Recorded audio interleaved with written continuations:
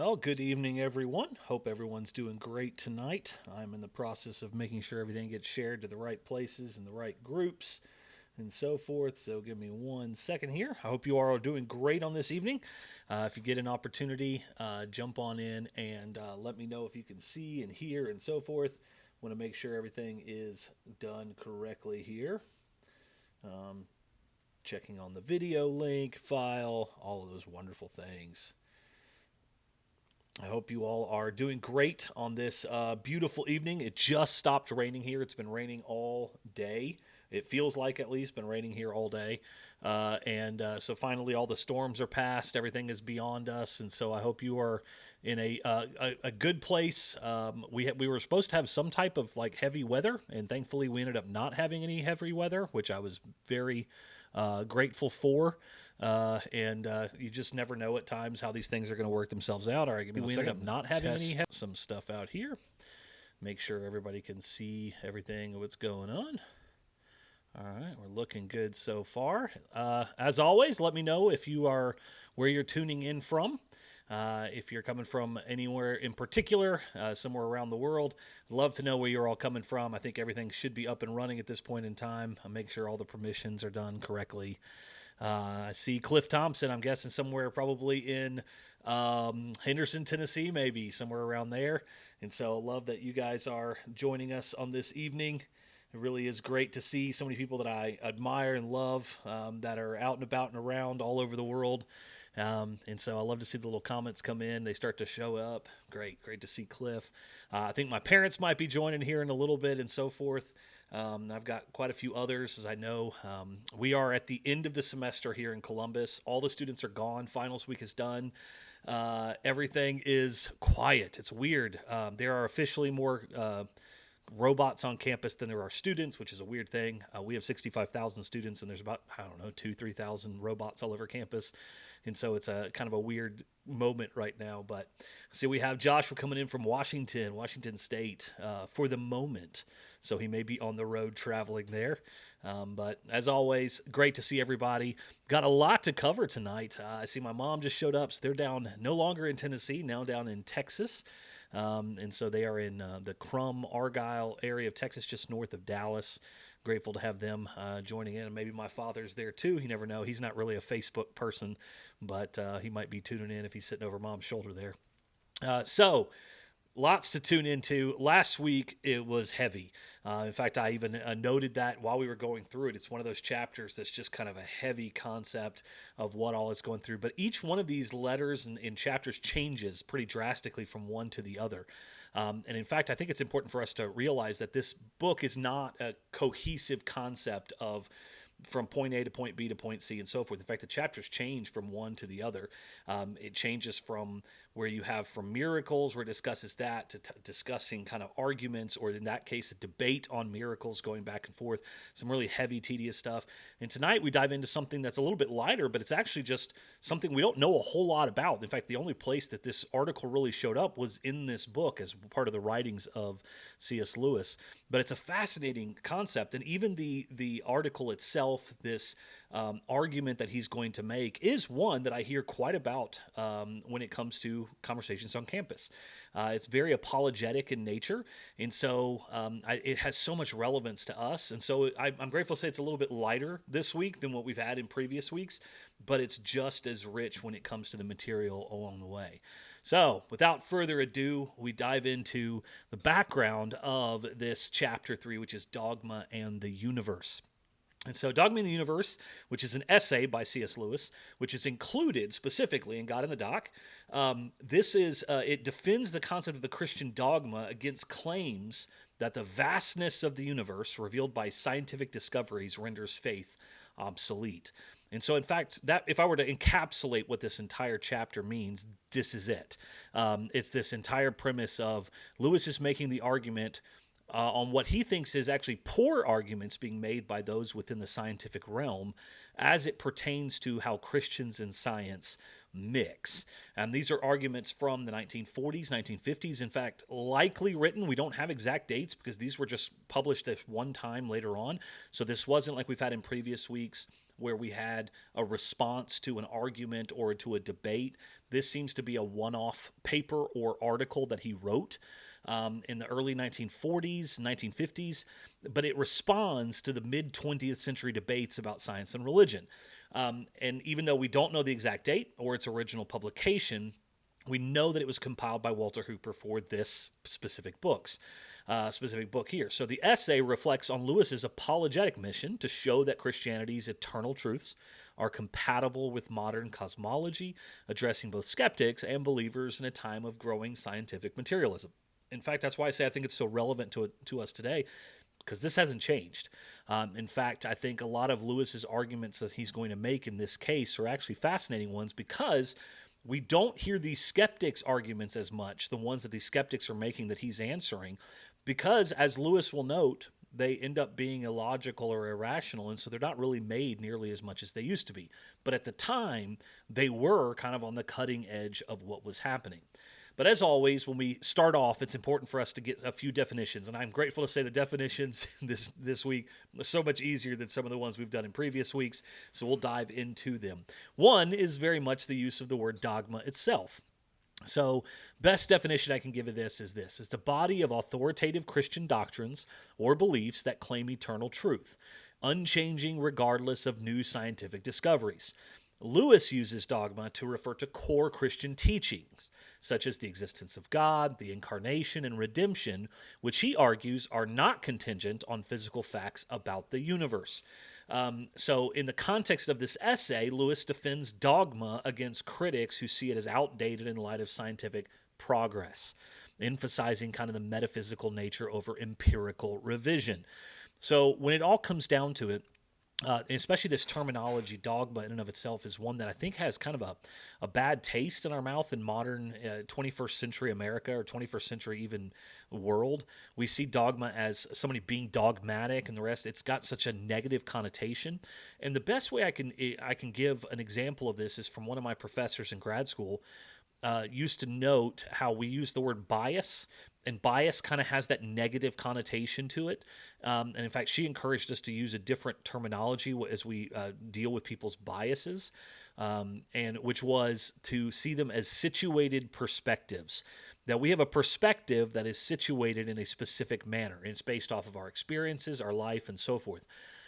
In the same way, I think dogma has this kind of negative, like bias. It's a dogma, as opposed to it being, no, these are foundational, unchanging truth. Regardless or irregardless of new scientific discoveries, these are things that are always true. And in Lewis's case, the core of Christian teaching, existence of God, incarnation, and redemption, are foundational truths. So those are dogmas, but don't, and maybe it's just me, but I don't believe it is. And so if the case is sometimes you hear the word dogma and you think of a negative, that's something that we have to overcome in the situation, because it's not meant from that perspective. Universe. The physical cosmos, encompassing all matter, space, and time, as understood through scientific inquiry, particularly astronomy. Lewis uses universe to describe the vast ancient system revealed by modern science, which critics claim diminishes humanity's significance. That's their argument. In this essay, he challenges the assumption that the universe's size undermines Christian claims, arguing that physical scale is irrelevant to theological value. And that's an argument we'll get into here in a little bit. So universe in and of itself, I don't think we have a problem with this one as much. In fact, I think obviously with the images of space and the planets and the rest that we see, we've seen things that Lewis could have only have dreamed even in his own day. Incarnation. In Christian doctrine, this is that God became human in the person of Jesus Christ to redeem humanity. Lewis uses incarnation to emphasize that this act addresses humanity's fall, which is sin, not a claim that humans are the sole purpose of creation. He argues that the incarnation is compatible with a vast universe and does not require an anthropocentric view countering claims that Christianity is parochial, this idea that humanity is the entire point of everything, of the cosmos, of the stars. Everything surrounds the idea of the person, the human. And that's where he argues, saying, I don't believe that's the case, that God may have created. In fact, he's going to argue God created in a lot of different ways, for a lot of different reasons. He created people to be different. He created the rest of the world. And the reasons why he created animals and the rest is not bound in whether or not humanity is the point or not. And that's something that he will argue, in fact, as one of the main purposes, is that we're Christian, like humans are not the point. They are a point. They are something that is part of creation, but it is not the entirety of creation. So anthropocentric, the view that humanity is the central or most significant entity of the universe. In the universe, this is what I was just getting at. Lewis uses this to describe the misconception that Christianity inherently places humans at the cosmic center, like the world revolves around us, which he refutes by showing that Christian theology allows for other purposes in creation. He argues that Christianity is not rigidly anthropocentric, thus not threatened by a vast universe or the possibility of other intelligent beings. We're not threatened by the idea of other planets. We're not threatened by the idea that there are and even Lewis was a big fan of the concept of I hate to use the word concept of aliens, but even extraterrestrial life, that there are other intelligent life forces out there in some form, would not change in the slightest what Christianity is and what God did through Jesus and the incarnation. So science, now this is one's a little bit, it shouldn't be problematic, but in a lot of ways it always is. The systematic study of the physical world, particularly through observation and experimentation, yielding knowledge about the universe's size, age, and structure. Lewis uses science to refer to disciplines like astronomy that describes the cosmos, contrasting its descriptive role with theology's focus on meaning and purpose. And then he argues that science and Christian dogma operate in different domains. So scientific progress does not invalidate theological truths. One of the ways that I could give an example of this is even how Scripture or the Bible uses terminologies different than how we might use them. One of the great examples I could say is when it says in Genesis they put two of every kind on the ark. It wasn't this idea of two of every species the way that we use species today. We use a lot of modern terminologies, and then we kind of look back on Scripture and read into Scripture and think, well, that doesn't fit. There's no way you could fit that many people or that many animals on a boat and so forth. When in reality, you end up saying two different things. Two of every kind is different than two of every species, especially the way that we categorize them. So he also used the word insignificance, the perceived lack of importance or value often applied to Earth or humanity in light of the universe's vastness. So this is one of the arguments that was being made at the time by a lot of skeptics, is that look at the vastness of the universe. Look at how incredible it is, how large it is, all of these things. How in the world could anyone not believe and that we are completely insignificant? And in a lot of ways, I understand that terminology. The problem is they're ascribing it and acting as if that somehow disproves the existence of God. Now, Lewis uses insignificance to describe the skeptic's view that a small planet cannot be central to God's plan, which he counters by arguing that significance is not tied to physical space. So in the context of this essay, he challenges the assumption that cosmic scale determines value at all, using analogy to show the importance is indifferent in size. In fact, he'll actually say somebody who's 5 foot is no of less value than somebody who's 5'3" simply because of their value. If you're assigning value simply because of their height, then that's not how we assign value. Yet, in some ways, that's the argument of the vastness that's being described from the scientific perspective. Value itself, the intrinsic worth or importance of something, particularly in a theological or metaphysical sense.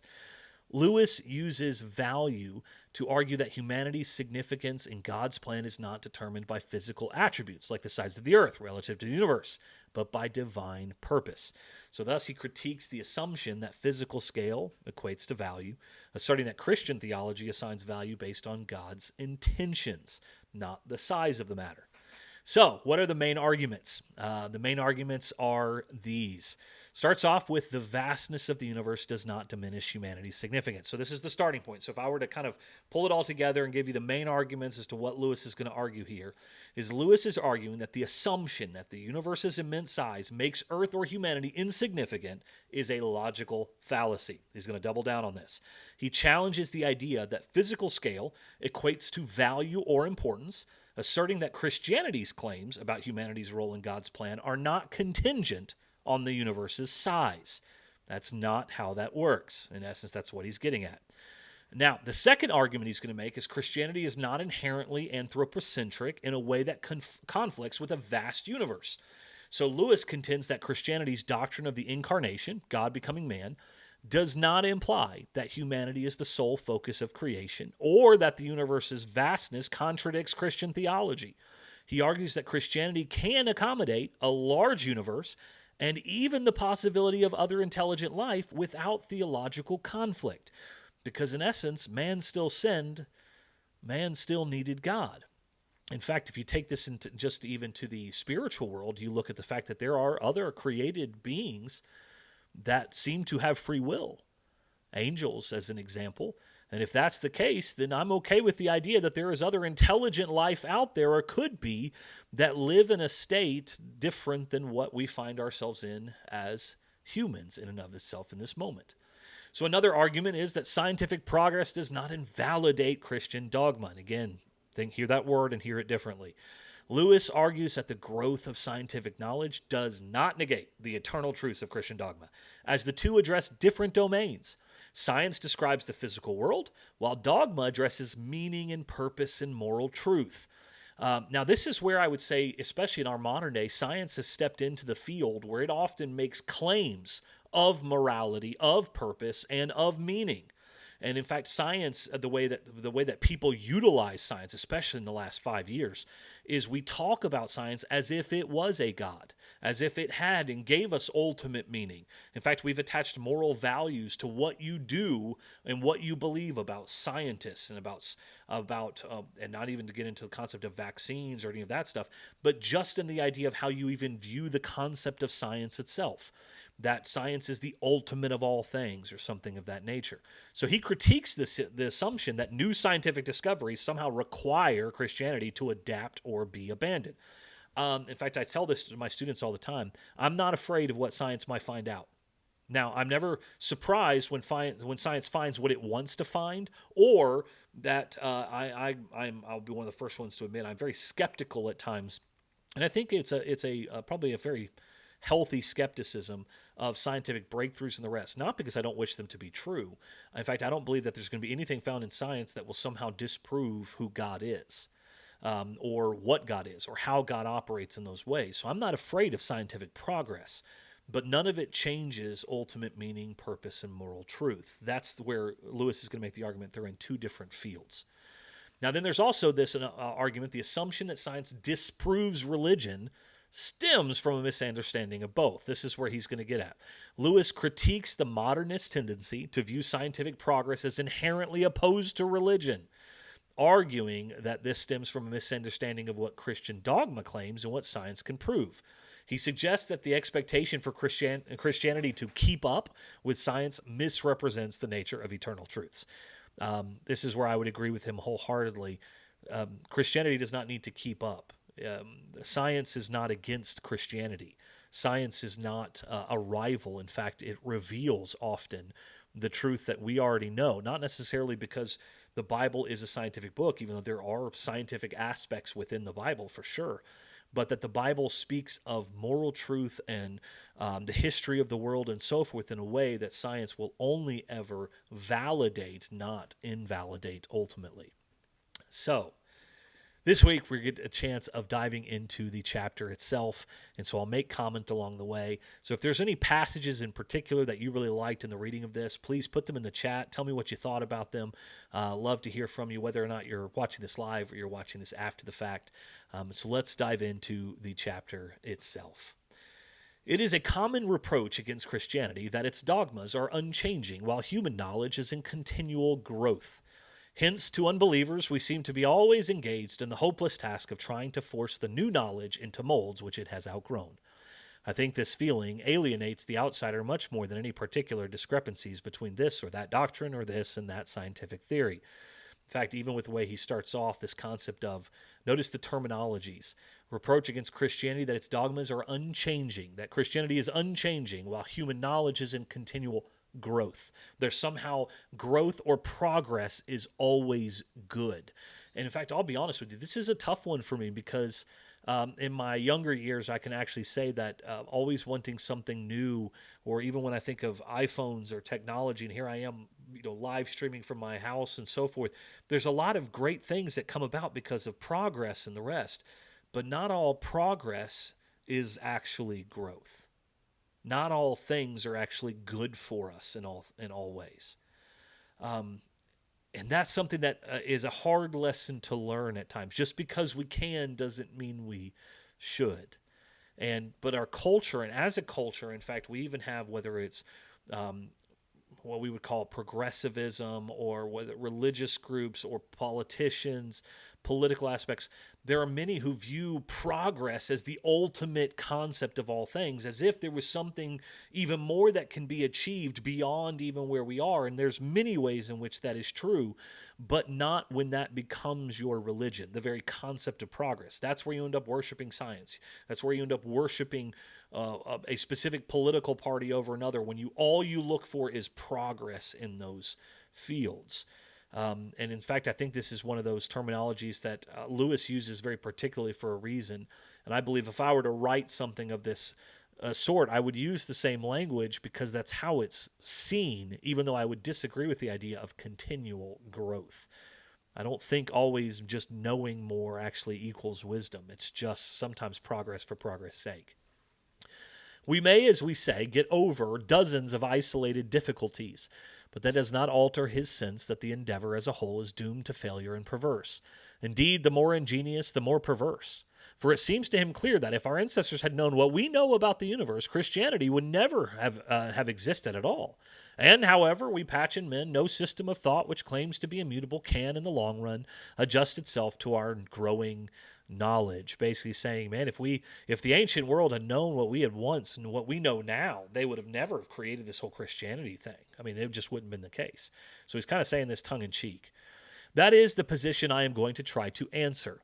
But before I go on to what I regard as the fundamental answer, I would like to clear up certain points about the actual relations between Christian doctrine and the scientific knowledge we actually have. That is a different matter from the continual growth of knowledge we imagine, whether rightly or wrongly, in the future, and which, as some think, is bound to defeat us in the end.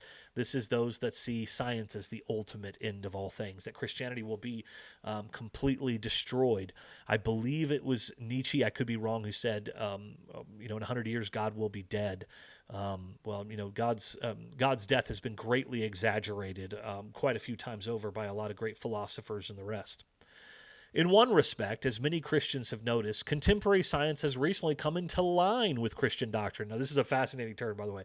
Imparted company with the classical forms of materialism. If anything emerges clearly from modern physics, it is that the nature is not everlasting. The universe had a beginning and will have an end. But the great materialistic systems of the past all believed in the eternity, and thence in the self-existence of matter. So this is a fascinating thing, because for a long time, the idea that the universe was eternal was one of the key components of scientific theory and fact. And then when it found out, well, it actually is not, it's whether expanding or winding down and the rest, depending on what scientific article we read, one way or the other, there is a belief. In fact, it's where much of the concept of the Big Bang Theory came from, even though that one is very much on the outs these days in the scientific community. Evolution is not, but the Big Bang Theory is, mainly because of this concept of being the fact that they had to find a way to fit the idea that there is now a beginning. The universe speaks of a beginning. So the great materialistic systems of the past all believed in the eternity and thence in the self-existence of matter.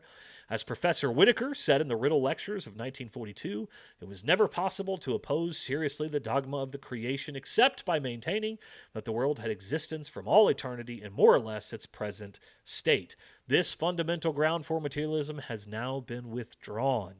Basically, the scientific community has kind of come to a consensus, the world was created at some point. It had a beginning at some point in time. We should not lean too heavily on this, for scientific theories change. But at the moment, it appears that the burden of proof rests not on us, but on those who defy that nature has caused beyond herself. I love this little note. He basically just says, well, it's not for us to disprove. We've been saying this for a long time, but instead we'll let them make their arguments. In popular thought, however, the origin of the universe has counted, I think, for less than its character, its immense size and its apparent indifference, if not hostility, to human life. And very often this impresses people all the more because it is supposed to be a modern discovery. An excellent example of those things which our ancestors did not know and which, if they had known them, would have prevented the very beginnings of Christianity.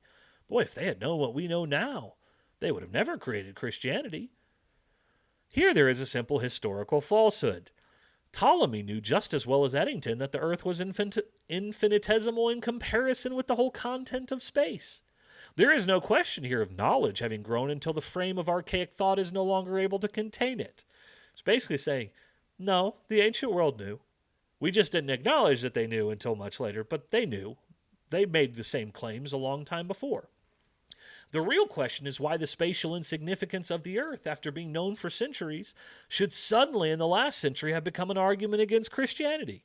I do not know why this has happened, but I am sure it does not mark an increased clarity of thought, for the argument from size is, in my opinion, very feeble.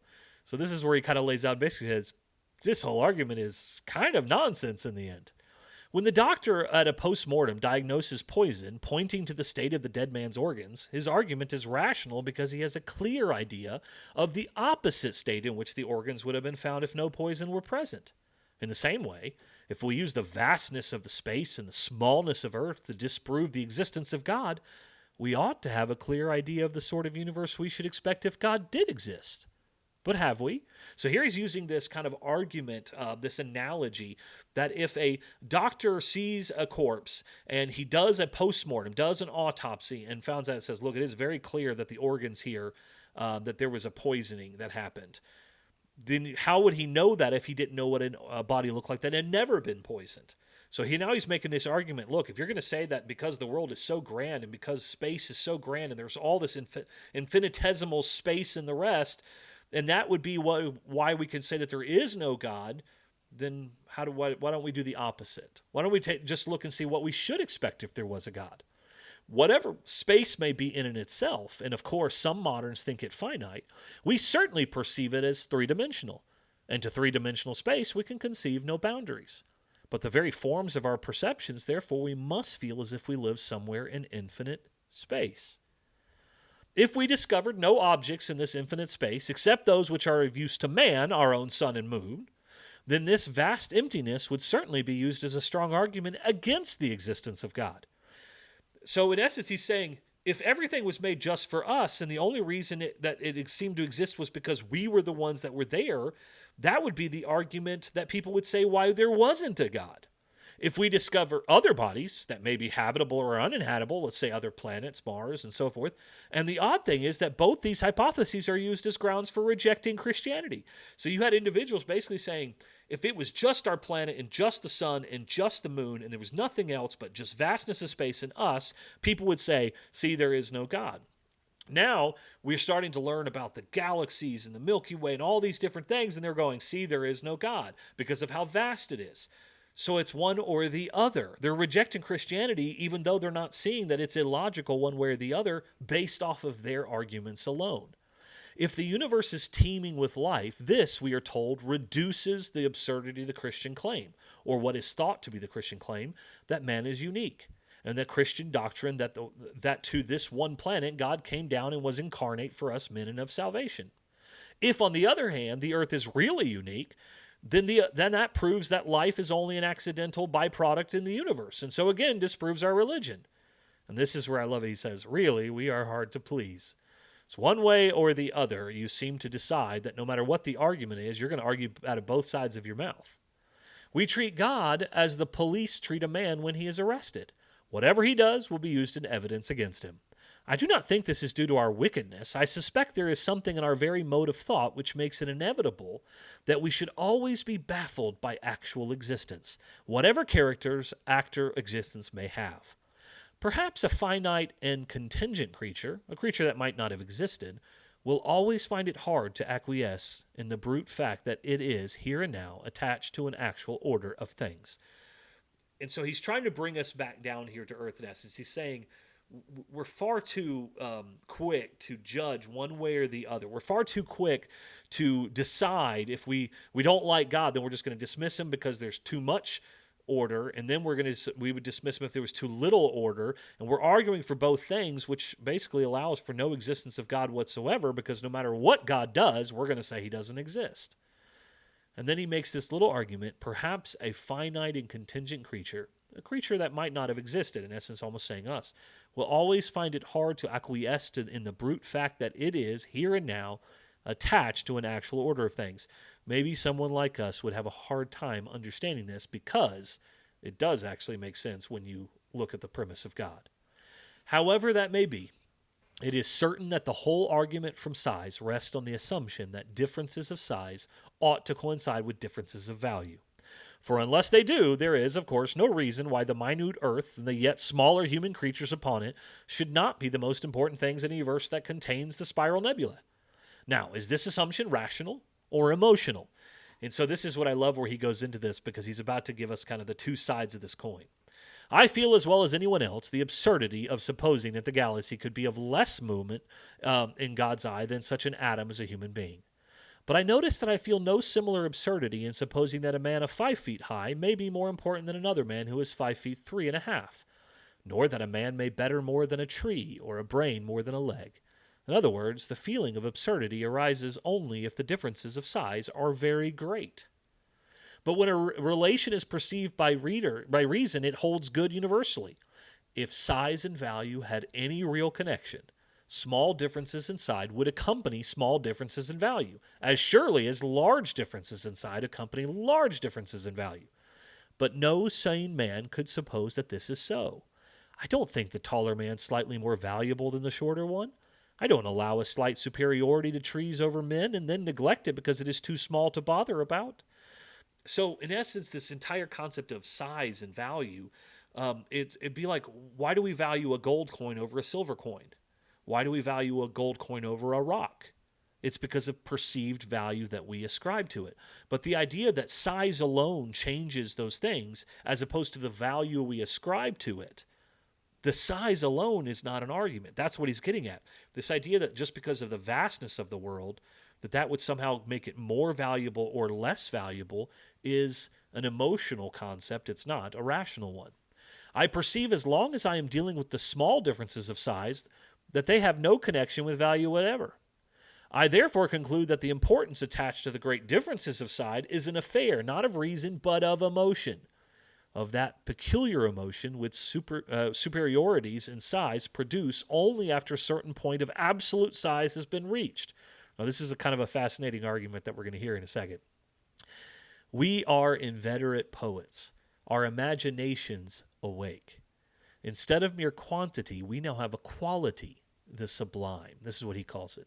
Unless this were so, the merely arithmetical greatness of the galaxy would be no more impressive than the figures in a telephone directory. It is thus, in a sense, from ourselves that the material universe derives its power to overawe us. To a mind which did not share our emotions and lacked our imaginative energies, the argument from size would be sheerly meaninglessness. Let me put it this way. Do you remember the first time you stood at the ocean and saw the power of the waves? There's a reason why people sit there and stand and stare at the ocean. The first time you got to the top of a mountain and you looked out on the vastness of it all, whether the Grand Canyon or the mountains and the rest, there is an awe that comes over us at the sheer size of some of the things, the power of some of the things that we see. That's what he's getting at. We as human beings have the ability to be. We have emotional, imaginative energies. And if we did not have these, then this argument from size that is being made by these scientists would be sheerly meaningless, would be completely meaningless if we did not have this emotional connection, not a rational one, but an emotional connection to the concept of size. Men look on the starry heavens with reverence. Monkeys do not. The silence of the eternal spaces terrified Pascal, but it was the greatness of Pascal that enabled him to do so. When we are frightened by the greatness of the universe, we are almost literally frightened by our own shadows. For these light years and billions of centuries are mere arithmetic until the shadow of man, the poet, the maker of myth, falls upon them. So if you have a mountain but you have no man to write about its glory, what is it? If you don't have the imagination and the ability to describe it, my father, who's listening, at least my mom too, has always talked about the beauty of certain things. In fact, I've often said it's one thing to have a textbook in front of you and to look at pictures from the Sistine Chapel. It's another to stand in the Sistine Chapel and look up. How do you describe that to someone? How do you describe the beauty of it, of what Michelangelo did all those years ago? Until mankind, and even the emotive description, even poetry and literature, and I do a lot of writing on social media, different places, but why is it that some words mean more to others as opposed to just saying how it is? Why is it that we paint pictures with words? Why is it that marketing works? Why is it that it matters, the words that we say? Because we are emotive creatures, and this is how we often hear and understand and compute. And so he's making this argument that it's not all rational. In fact, the greatness argument depends on us being emotional, not just rational. I do not say we are wrong to tremble at his shadow. It is a shadow of the image of an image of God. But if ever the vastness of matter threatens to overcross our spirits, one must remember that it is matter, spiritualized, which does so. To puny man, the great nebula in Andromeda owes in a sense its greatness. And this drives me to say yet again that we are hard to please. If the world in which we found ourselves was not vast and strange enough to give us Pascal's terror, what poor creatures we should be. Being what we are, rational but also animate, amphibians who start from the world of sense and proceed through myth and metaphor to the world of spirit, I do not see how we could have come to know the greatness of God without that hint furnished by the greatness of the material universe. Once again, what sort of universe do we demand? If we were small enough to be cozy, it would not be big enough to be sublime. If it is large enough for us to stretch our spiritual limbs in, it must be large enough to baffle us. Cramped or terrified, we must, in any conceivable world, be one or the other. And I love this. He says, I prefer terror. I should be suffocated in a universe that I could not see the end of. Have you never, when walking in a wood, turned back deliberately for fear you should come out on the other side and thus make it ever after in your imagination a mere beggarly strip of trees? I hope you do not think I am suggesting that God made the spiral nebula solely or chiefly in order to give me the experience of awe and bewilderment. See, now he's going to turn back his argument saying, we are the ones who see and understand those things, but that's not why God made it all. He didn't make it just for us. I have not the faintest idea why he made them. On the whole, I think it would be rather surprising if I had. As far as I understand the matter, Christianity is not wedded to an anthropocentric view of the universe as a whole. The world does not revolve around us. The first chapters of Genesis, no doubt, give the story of creation in the form of a folktale. Now, you have to understand also how he uses the terminology folktale or myth. He's not referencing as in they're not true. He believes them to be true, but he's using these as a storytelling concept. A fact recognized as early as the time of St. Jerome. And if you take them alone, you might get the impression. But it is not confirmed by the Bible as a whole. There are a few places in literature where we are more sternly warned against making man the measure of all things than in the book of Job. Canst thou draw out Leviathan with an hook? Will he make a covenant with thee? Wilt thou take him for a servant? Shall not one be cast down even at the sight of him? In St. Paul, the power of the skies seem usually to be hostile to man. It is, of course, the essence of Christianity that God loves man and for his sake became man and died. But that does not prove that man is the sole end of nature. So this is his argument. Man is not the entire point of God's creation. That God created many other things. God created the heavens and the earth. And he found all those things to be good. Just because he found man to be very good does not mean that earth was created solely for our purpose. In fact, I often tell people that the entire world was created for God's glory, that he might be glorified in all things. And that is good news for us.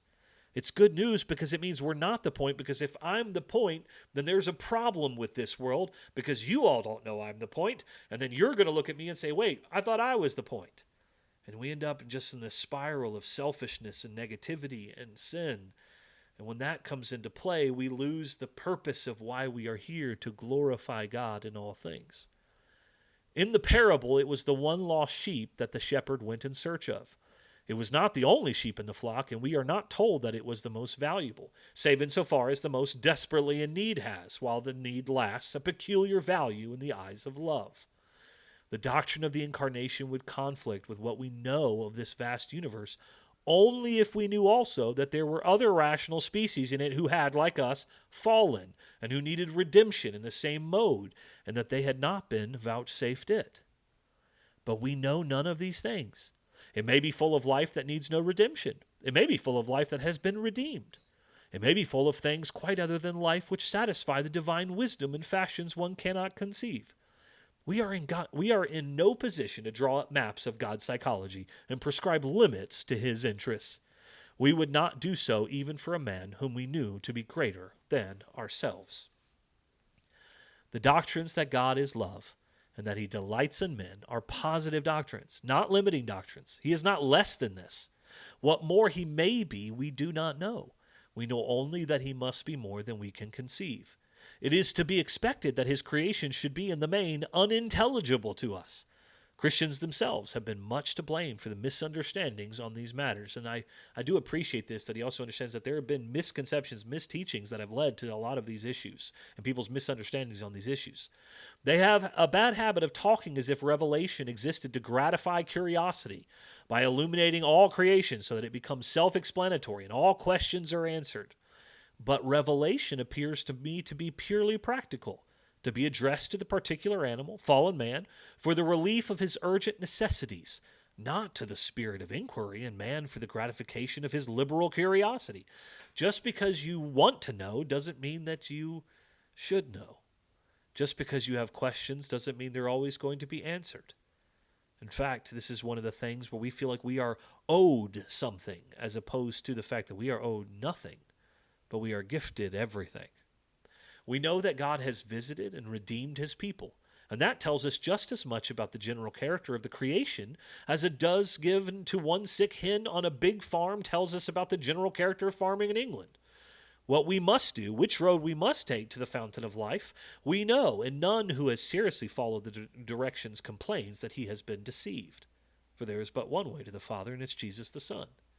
But whether there are other creatures like ourselves and how they are dealt with, whether inanimate matter exists only to serve living creatures or for some other reason, whether the immensity of space is a means to some end or an illusion, or simply the natural mode in which infinite energy might be expected to create. On all these points, I think we are left to our own speculations. So, are there aliens? If there are, could they be creatures much like what we have around the world? Could they be animals? Could they be intelligent and smart but not have sinned? So we don't know. This is what he talks about speculation. There's lots of things that you can speculate about. Should mankind populate the earth or beyond, maybe even go to Mars? I know that's one of the things that Elon Musk is trying to do now. Would that be something that would be okay? Well, by this argument is there's mere speculations. There would be nothing inherently wrong with those things. No, it is not Christianity which need fear the giant universe. It is those systems which place the whole meaning of existence on biological or social evolution on our own planet. It is the native evolutionist, the Bergsonian or Shavian, or the communist, who should tremble when he looks up at the night sky, for he really is committed to a sinking ship. If this old world is all there is, then the whole problem that still goes back to, where does it come from? Where does it go? He really is attempting to ignore the discovered nature of things, as though by concentrating on the possibly upward trend in a single planet, he could make himself forget the inevitable downward trend in the universe as a whole, the trend to low temperatures and irrevocable disorganization. For entropy is the real cosmic wave, and evolution only a momentary tellurian ripple within it. He's got to deal with entropy. He's got to deal with the winding down, the starting up, the movement of life, and the rest. On these grounds, then, I submit that we Christians have little to fear as anyone from the knowledge actually acquired. But, as I said at the beginning, That is not the fundamental answer. Now, I do love that we've gotten all the way through this, and that's not even his fundamental answer through all of this. The endless fluctuations of scientific theory, which seem today so much friendlier to us than in the last century, may turn against us tomorrow. The basic answer lies elsewhere. Let me remind you of the question we are trying to answer. It is this: how can an unchanging system survive the continual increase of knowledge? Now, in certain cases, we know very well how it can. A mature scholar reading a great passage in Plato and taking it at one glance, the metaphysics, the literary beauty, and the place of both in the history of Europe, is in a very different position from a boy learning the Greek alphabet. It's one thing to have grad students, another to have somebody who is just starting off in kindergarten. The knowledge doesn't change, it's just what you know in those moments. Yet through the unchanging system of the alphabet, all of this vast mental and emotional activity is operating. It has not been broken by the new knowledge. It is not outworn. If it changed, all would be chaos. A great Christian statesman, considering the morality of a measure which will affect millions of lives, and which involves economic, geographical, and political considerations of the utmost complexity, is in a different position from a boy first learning that one must not cheat or tell lies or hurt innocent people. But the premise is still the same. But only insofar as the first knowledge of the great moral platitude survives unimpaired in the statesman will his deliberation be moral at all. If that goes, then there has been no progress but only mere change. For change is not progress unless the core remains unchanged. A small oak grows into a big oak. If it become a beech, that would not be growth, but mere change. Now this is a fascinating argument in and of itself. The idea that change is always positive is something that he's dealing with here, because it's not true. If it changes to something completely different, then it's just change. It's not progress. If you learn to do great math and great things, you know the same math that you knew that when you were a kid, you just know more of it. But if you have no moral code from your and you're a statesman and the rest, and you don't use that morality, but instead you break that morality, or you don't use it, or you say it's outdated and the rest, then you justify the things that you do based off of what you want now, you've actually lost. It's not progress, it's just change. And thirdly, there is a great difference between counting apples and arriving at the mathematical formula of modern physics. But the multiplication table is used in both and does not grow out of date. In other words, wherever there is a real progress in knowledge, there is some knowledge that is not superseded. There's a knowledge that is being built up on. Indeed, the very possibility of progress demands that there should be an unchanging element, that we do not change, which is why I would just look at our modern concepts. There are people currently in modern academia who are arguing that 2 plus 2 does not always equal 4. That 2 plus 2 equals 5, that 2 plus 2, and I'm not kidding about this, equals systemic racism. There are individuals who, in the mixing of modern social sciences, have actually tried to strip away the very essence of what we know to be true. Whether it's the foundational core, we see this even within our government arguments today, not the politics, but with the reframing of history, the reframing of how we look at American history, the reframing of how we look at European history. People have changed the terminologies, changed the dates of when things have started to reframe things in certain ways. And in doing so, they undermine the very elements that those things were built upon, the things that were unchanging, the things that were true. I often say this before, George Washington was the first president of the United States. Yet there are some, in certain elements, especially in academia and the rest, who will find ways to argue that it wasn't that he wasn't the first president, it's that he was a puppet to some type of supremacy that was laid upon them through the structures of governments that were being formed at the time. So even he was being forced to do something that he would not naturally do. There are people making these type of arguments, and I've said this over and over again. This is this is how this is being played out. It's not nearly as much in the sciences, even though that happens. It's in the social sciences that we're now seeing these type of arguments being played out that Lewis kind of tears apart here, going back 50, 60, 70 years ago. New bottles for new wine by all means, but not new plates, throats, and stomachs, or it would not be, for us, wine at all. I take it we should all agree to find this sort of unchanging element in the simple rules of mathematics. I would add to these the primary principles of morality, and I would also add the fundamental doctrines of Christianity.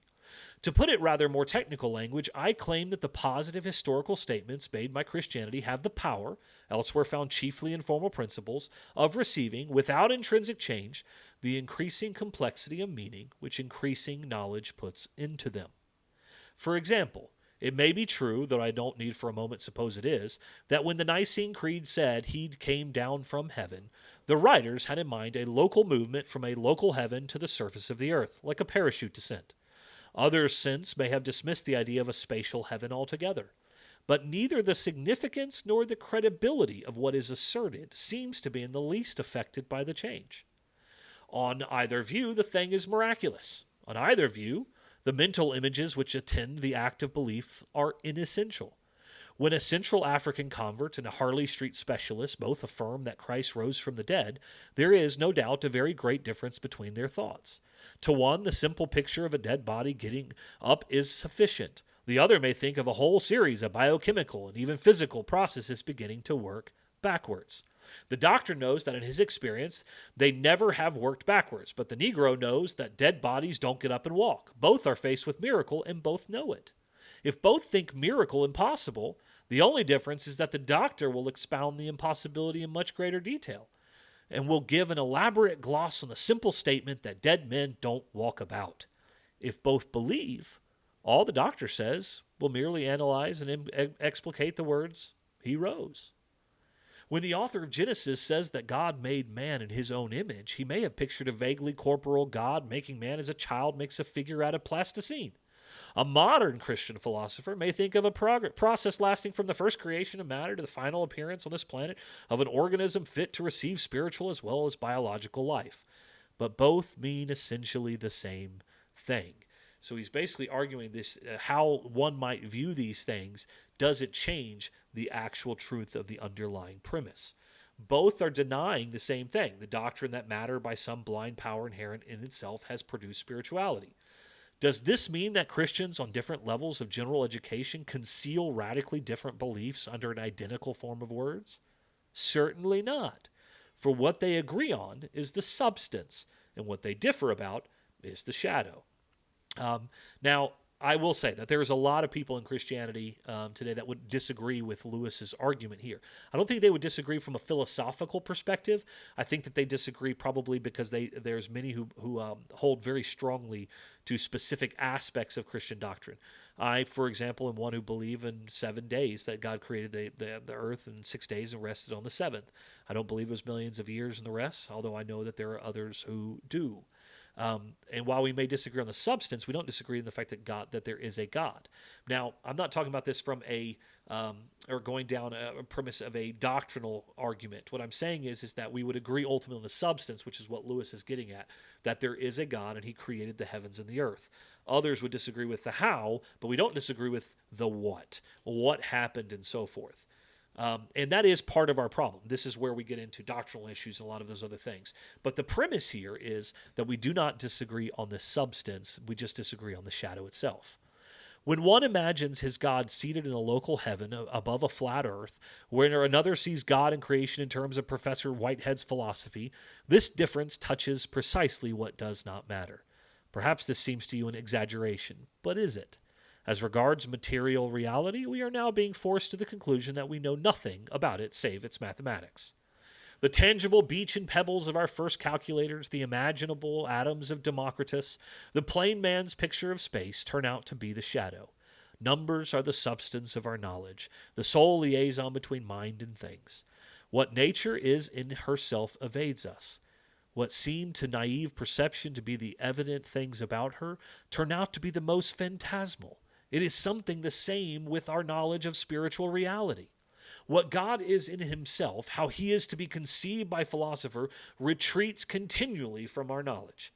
The elaborate world pictures which accompany religion and which look each so solid while they last turn out to be only shadows. It is religion itself, prayer and sacrament and repentance and adoration, which is here in the long run our sole avenue to the real. Like mathematics, religion can grow from within or decay. The Jew knows more than the pagan, the Christian more than the Jew, the modern, vaguely religious man less than any of the three. But like mathematics, It remains simply itself, capable of being applied to any new theory of the material universe and outmodeled by none. When any man comes into the presence of God, he will find, whether he wishes it or not, that all those things which seem to make him so different from the men of other times, or even from his earlier self, have fallen off him. He is back where he always was, where every man always is. Idem sunt omnia semper, which means everything is always the same. Do not let us deceive ourselves. No possible complexity which we can give to our picture of the universe can hide us from God. This is what he comes all down to. There is no copse, no forest, no jungle thick enough to provide cover. We read in Revelation of him that sat on the throne, from whose face the earth and heaven fled away, and may happen to any of us at any moment. In the twinkling of an eye, and a time too small to be measured, and in any place, all that seems to divide us from God can flee away, vanish, leaving us naked before him, like the first man, like the only man, as if nothing but he and I existed. And since that contact cannot be avoided for long, and since it means either bliss or horror, the business of life is to learn to like it. This is the first and great commandment. Now, I love the ending of this and the way he wraps this all up, because he gets down to, you can run from it, you can try to hide from it, but the reality is that you know there is a God. You know that he's there. And all these arguments about whether it's too vast or too small are all insignificant in the end. What ultimately matters is, do you know what he did for you? And since you cannot avoid what will happen, then you better get right very quickly. So, that's where we are for this evening.